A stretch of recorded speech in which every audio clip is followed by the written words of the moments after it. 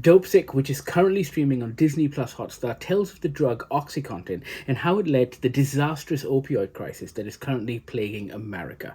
Now, we got a chance to speak to executive producer and director Barry Levinson, legendary Barry Levinson, who directed Rain Man, Good Morning Vietnam. Yes, that Barry Levinson. We got a chance to speak to him and talk to him about his work on Dopesick. Check it out.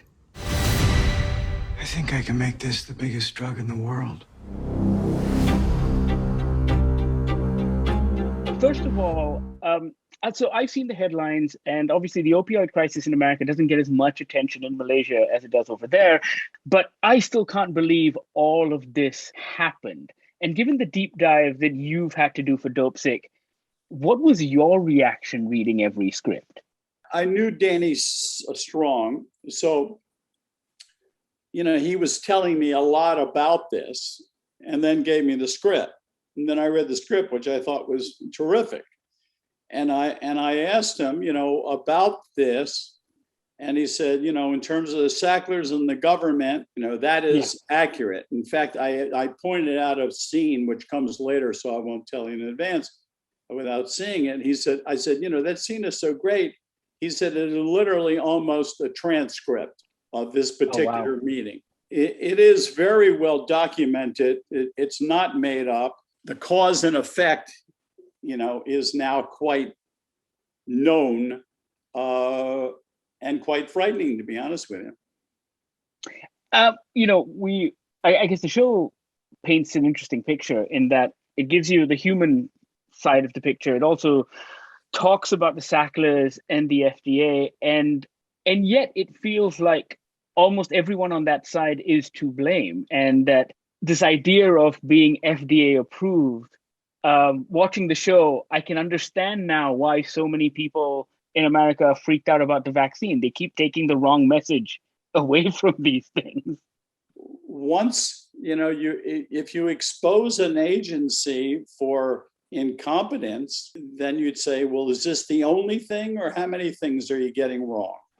I mean, it's the root of every conspiracy theory. Yeah. Yes, exactly. So, but there are, in this case, quite a few cases that you can point to. Those who survived the drug and the trauma that they went through, and the journey to recover which was in fact extensive, and in many cases, that's a part of it.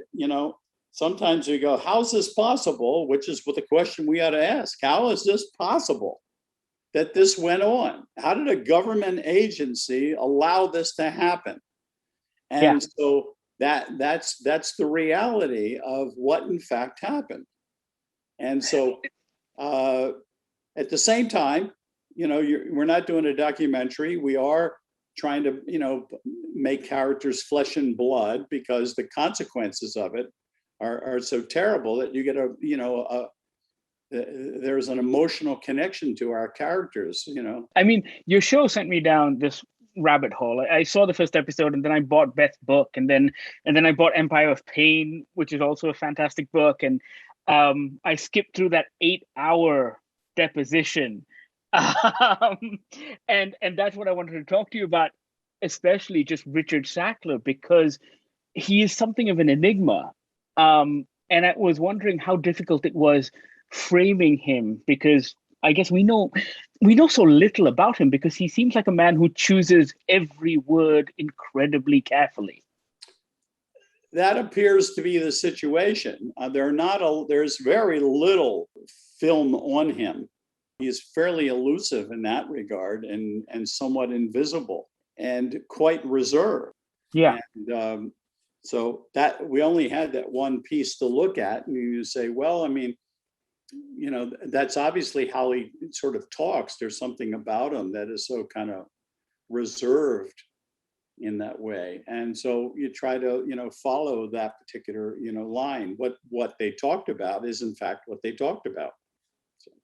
I asked Michael this question, and I was going to ask you the same thing as to, do you believe, or did you believe Richard Sackler when he claimed that he was doing this to cure pain, like that he was on a mission, that he was this hero, the hero of his own story?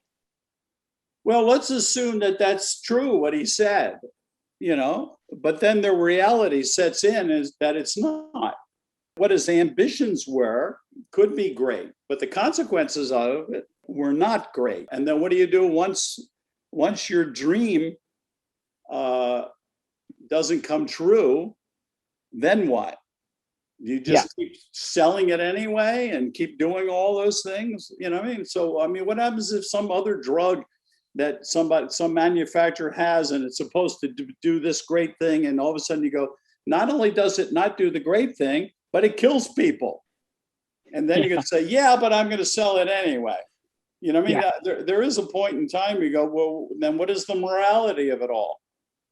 Yeah. I mean, there's quite a few people that are dead. That's a reality.